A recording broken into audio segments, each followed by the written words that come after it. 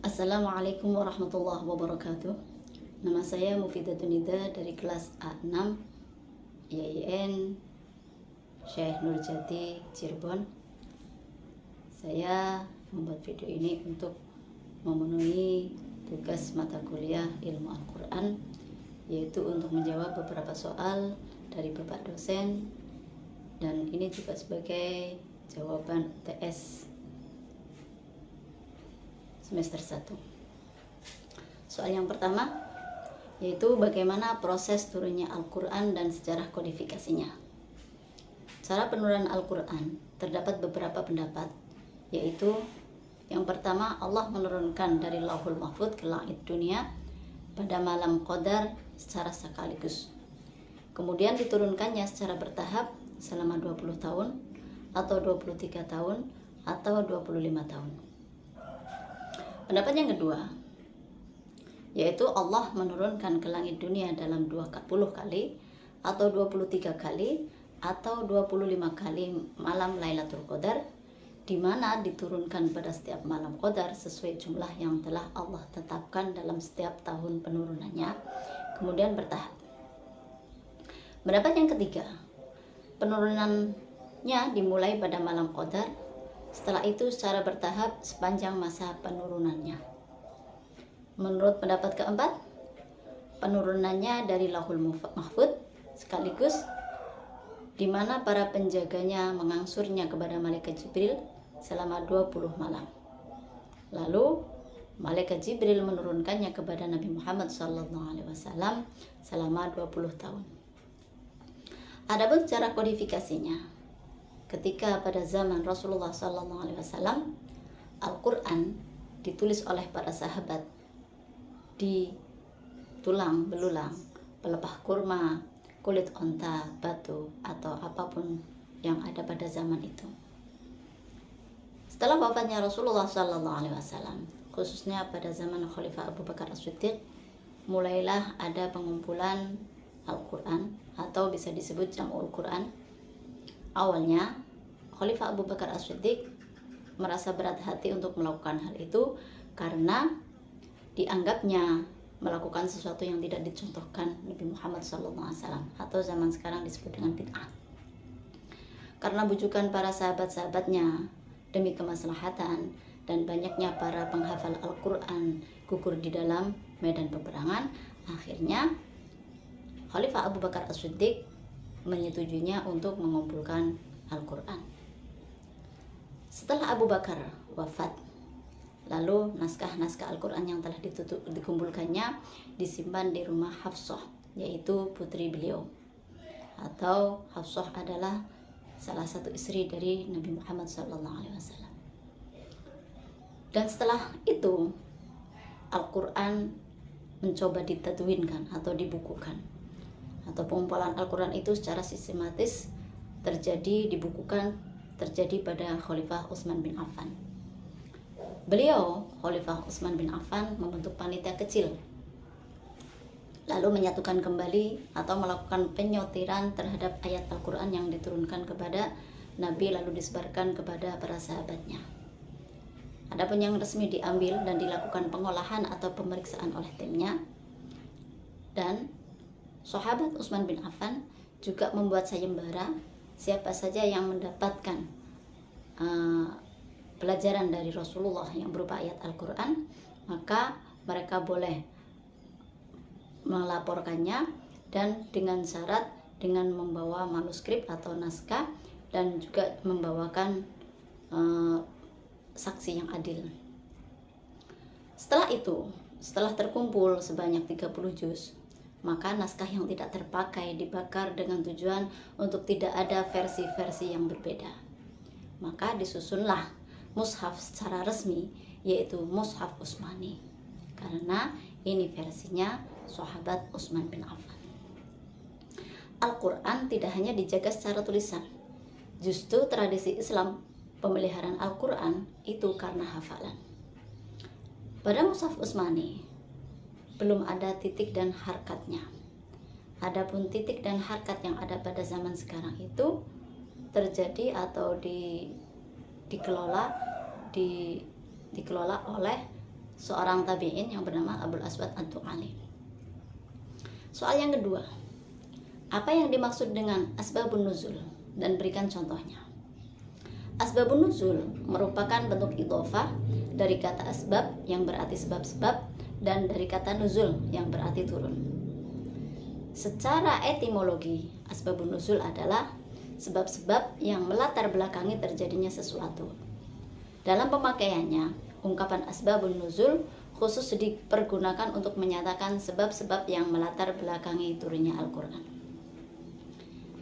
Beberapa konsep dan aspek untuk mengetahui asbabun nuzul yaitu: satu, dalam hadis yang dipilih harus tahu dalam sudut pandang kejelasannya, dari segi riwayatnya ataupun lainnya, ditinjau dari segi perawi asbabun nuzul tersebut. Yang kedua, melihat pernyataan asbabun nuzul dari segi sudut pandangnya. Ada dua sudut pandang yang berbeda, yaitu hadisah atau waqi'ah atau peristiwa. Peristiwa ini dibagi menjadi beberapa bentuk, yaitu peristiwa mungkin terjadi karena konflik, peristiwa yang menggambarkan sebuah kesalahan yang fatal, peristiwa yang berupa keinginan atau cita-cita. Yang kedua, yaitu soal atau pertanyaan. Pertanyaan yang diajukan oleh para sahabat kepada Nabi, baik berkaitan dengan sesuatu yang telah lewat, sedang, atau yang akan terjadi. Dan yang ketiga yaitu pernyataan sebuah asbabun nuzul harus mengikuti dari aspek jumlah sebab dan ayat yang akan diturunkan, sehingga akan tahu satu persatu untuk mengatasi sebuah permasalahan yang ada. Asbabun nuzul dapat dijelaskan dengan ta'addudul asbab wan nazil wahid, yaitu sebab diturunkannya sebuah ayat untuk menangani beberapa sebab tentang peristiwa yang terjadi. Yang kedua, ta'addudun nazil wal asbabul wahid, yaitu ada satu sebab yang menggambarkan turunnya sebuah ayat Al-Quran.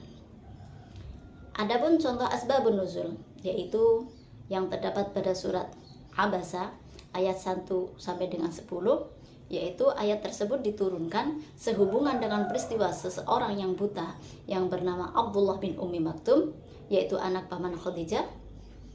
Peristiwa ini terjadi di Mekah, yaitu ketika Nabi Muhammad SAW sedang sibuk melaksanakan seruan dakwah Islam kepada pembesar Quraisy. Beliau berharap pembesar Quraisy memeluk agama Islam dan akan membawa pengaruh besar pada orang-orang bawahannya. Ketika beliau sedang sibuk menghadapi pembesar Quraisy, tiba-tiba datanglah Abdullah bin Ummi Maktum dan menyela pembicaraan itu dengan ucapan, "Ya Rasulullah, coba bacakan dan ajarkan kepadaku apa yang diwahyukan oleh Allah kepadamu." Ucapan itu diulangi beberapa kali, sedang ia tidak mengetahui bahwa Nabi sedang sibuk menghadapi pembesar-pembesar Quraisy. Nabi Muhammad SAW merasa kurang senang terhadap perbuatan Abdullah bin Ummi Maktum yang seolah-olah mengganggu beliau dalam kelancaran tablighnya, sehingga beliau memperlihatkan muka masam dan berpaling padanya. Allah menyampaikan teguran kepada Nabi Muhammad SAW yang bersikap tidak acuh terhadap Abdullah bin Ummi Maktum. Bermuka masam dan memalingkan muka orang buta bisa menimbulkan perasaan tidak enak dalam hati orang-orang fakir miskin. Padahal Nabi Muhammad SAW telah diperintahkan oleh Allah supaya bersikap ramah terhadap mereka. Soal yang ketiga, apa yang dimaksud dengan munasabah Al-Quran, dan beri contohnya. Menurut bahasa, munasabah berasal dari kata nasabah yansibu munasabatan, yang artinya dekat atau mempunyai makna musyakalah, menyesuaikan. Jadi, munasabah adalah sesuatu yang berdekatan dan mempunyai hubungan. Menurut istilah, munasabah adalah pengetahuan yang menggali ayat dengan ayat dan hubungan surat dengan surat dalam Al-Quran. Fokus perhatian ilmu munasabah bukan terletak pada kronologis historis dari bagian-bagian teks, tetapi aspek pertautan antara ayat dan surat menurut urutan teks, yaitu yang disebut dengan urutan bacaan, sebagai bentuk lain dari urutan turunnya ayat. Kajian munasabah ini sangat bermanfaat dalam mengungkap keserasian antar makna, mujizat Al-Quran secara retorik, kejelasan maknanya, keteraturan susunan kalimatnya, serta keindahan gaya bahasanya. Tujuan ilmu munasabah untuk menghindarkan seseorang terjebak pada pemahaman-pemahaman yang keliru. parsial, sepotong-sepotong terhadap ayat-ayat Al-Quran. Munasabah dilihat dari segi materi terbagi menjadi 3, yaitu munasabah antara satu kalimat dengan kalimat lain dalam satu ayat. Yang kedua, munasabah antara satu ayat dengan ayat yang lain dalam beberapa ayat. Dan ini terbagi menjadi 4. Yang pertama, ayat yang satu diatofkan kepada ayat yang lain. Yang kedua, ayat yang satu tidak diatofkan kepada ayat yang lain. Yang ketiga, 2 hal yang sama digabungkan. Yang keempat, 2 hal yang kontradiktif atau berbalik dikumpulkan. Yang ketiga, munasabah antara surat dengan surat yang lain. Munasabah ini mungkin terjadi munasabah antara pembuka surat dengan akhir surat, munasabah antara pembuka surat dengan penutup surat berikutnya, munasabah antara satu surat dengan surat lain secara beruntun, munasabah antara akhir surat dengan pembuka surat. Adapun munasabah dilihat dari sifatnya, munasabah terbagi menjadi 2, yaitu zahirul irtibat, yaitu korelasi konkret, dan khafiyatul irtibat, yaitu korelasi yang abstrak. Munasabah khafiyatul irtibat dibagi menjadi 2, yaitu irtibat ma'dhufah dan irtibat ghairu ma'dhufah. Adapun contoh munasabah, yaitu yang terdapat pada surat Al-Baqarah ayat 189.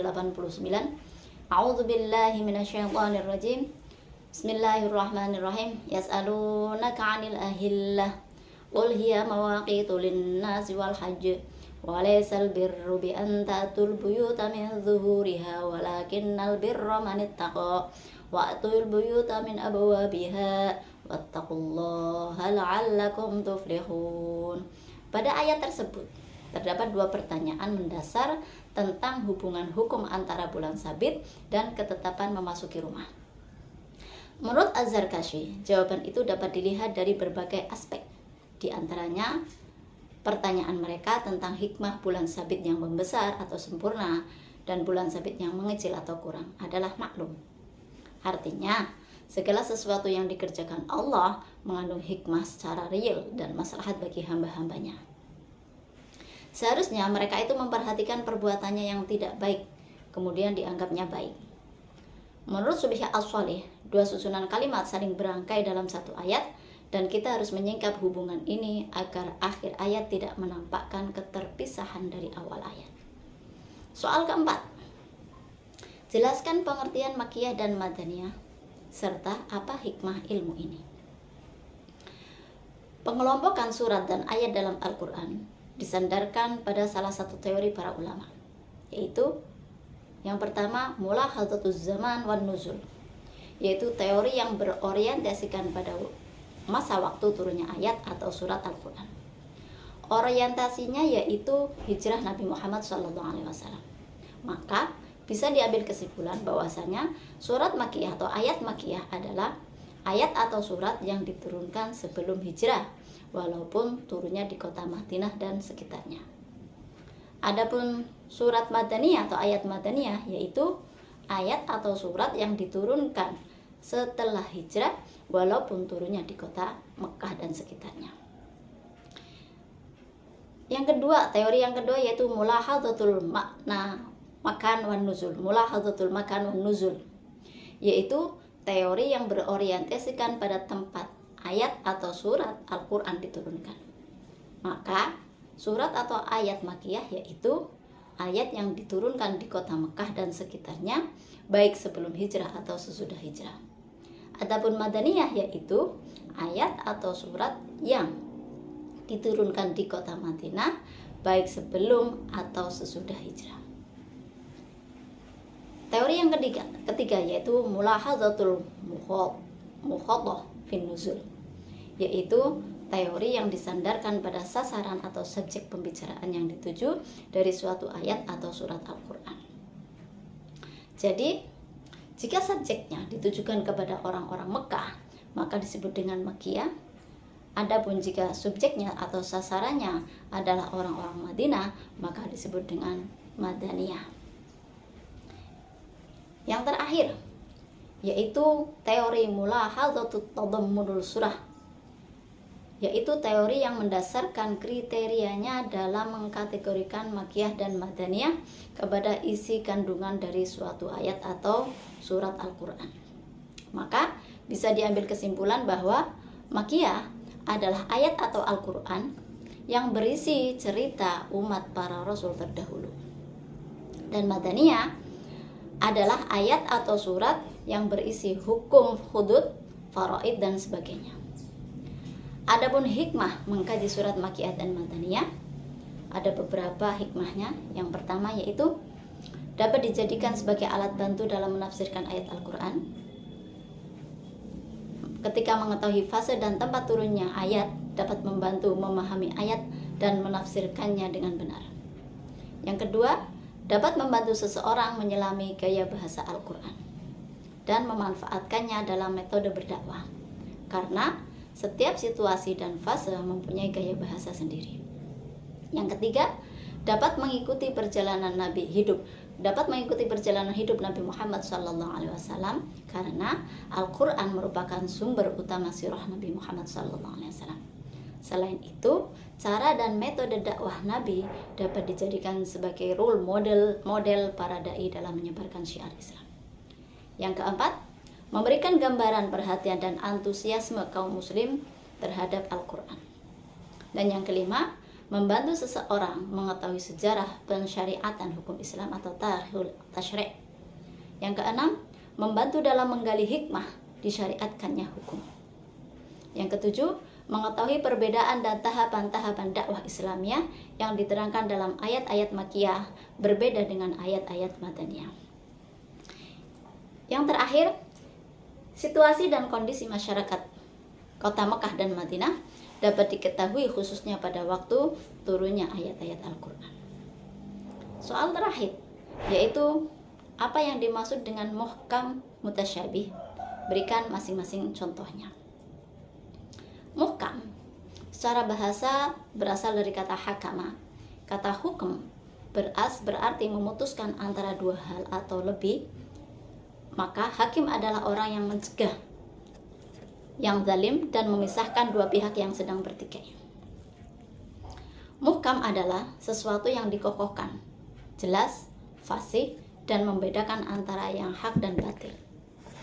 Sedangkan mutasyabih secara bahasa berasal dari kata syabbaha, yakni bila salah satu dari dua hal serupa dengan yang lainnya. Syubhah ialah keadaan di mana satu dari dua hal itu tidak dapat dibedakan dari yang lain, karena adanya kemiripan di antara keduanya secara konkret atau abstrak. Adapun secara istilah, terminologi, muhkam dan mutasyabih seperti yang diungkapkan oleh para ulama, yaitu sebagai berikut. Yang pertama, menurut kelompok Ahlus Sunnah berpendapat bahwa ayat-ayat muhkam adalah ayat yang baik melalui takwil, metafora atau tidak. Maksudnya dapat diketahui dengan gamblang. Sementara itu, ayat-ayat mutasyabih adalah ayat yang maksudnya hanya dapat diketahui oleh Allah, seperti saat kedatangan hari kiamat, keluarnya Dajjal, dan huruf-huruf muqatta'ah. Ayat-ayat muhkam adalah ayat yang maknanya jelas, sedangkan ayat-ayat mutasyabih adalah ayat-ayat yang maknanya tidak jelas.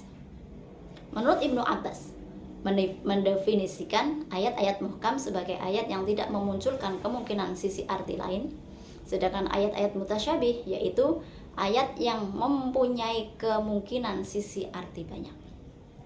Menurut Al-Mawardi mengemukakan bahwa ayat-ayat muhkam adalah ayat yang maknanya dapat dipahami akal, seperti bilangan rakaat salat, kekhususan bulan Ramadan untuk pelaksanaan puasa wajib. Sedangkan ayat-ayat mutasyabih sebaliknya. Ayat-ayat muhkam adalah ayat yang dapat berdiri sendiri dalam pemaknaannya, sedangkan ayat-ayat mutasyabih bergantung pada ayat lain. Ayat-ayat muhkam adalah ayat yang tanpa pentakwilan, maksudnya segera dapat diketahui. Sedangkan ayat-ayat mutasyabih memerlukan pentakwilan untuk mengetahui maksudnya. Yang ketujuh, pendapat yang ketujuh yaitu ayat-ayat muhkam adalah ayat yang berbicara tentang kefarduan, ancaman dan janji-janji. Sedangkan ayat-ayat mutasyabih berbicara tentang kisah-kisah dan perumpamaan-perumpamaan. Dari pengertian di atas, dapat disimpulkan bahwa muhkam adalah ayat-ayat yang maknanya sudah jelas, tidak samar lagi. Adapun mutasyabih adalah ayat-ayat yang maknanya belum jelas, sehingga memerlukan pentakwilan untuk mengetahui maksudnya. Ada ulama yang berpendapat bahwa seluruh ayat yang ada di dalam Al-Quran semua adalah ayat muhkam. Contoh ayat muhkam, A'udzubillahi minasyaitonirrajim, Alif Lam Ra, Kitabun uhkimat ayatuhu summa fussilat min ladun hakimin khabir, yaitu terdapat pada surat Hud ayat 1. Adapun contoh tasyabuh mempunyai makna yang banyak, seperti pada Al-Quran surat Al-Baqarah ayat 228, A'udzubillahi minasyaitonirrajim, Bismillahirrahmanirrahim, wal mutallaqatu yatarabbasna bi anfusihinna salasata quru'. Kata quru' di situ memiliki beberapa makna, yaitu bisa mempunyai makna haid dan bisa mempunyai makna suci. Demikian video ini saya buat. Semoga bisa bermanfaat dan bisa diambil kebaikannya. Assalamualaikum warahmatullahi wabarakatuh.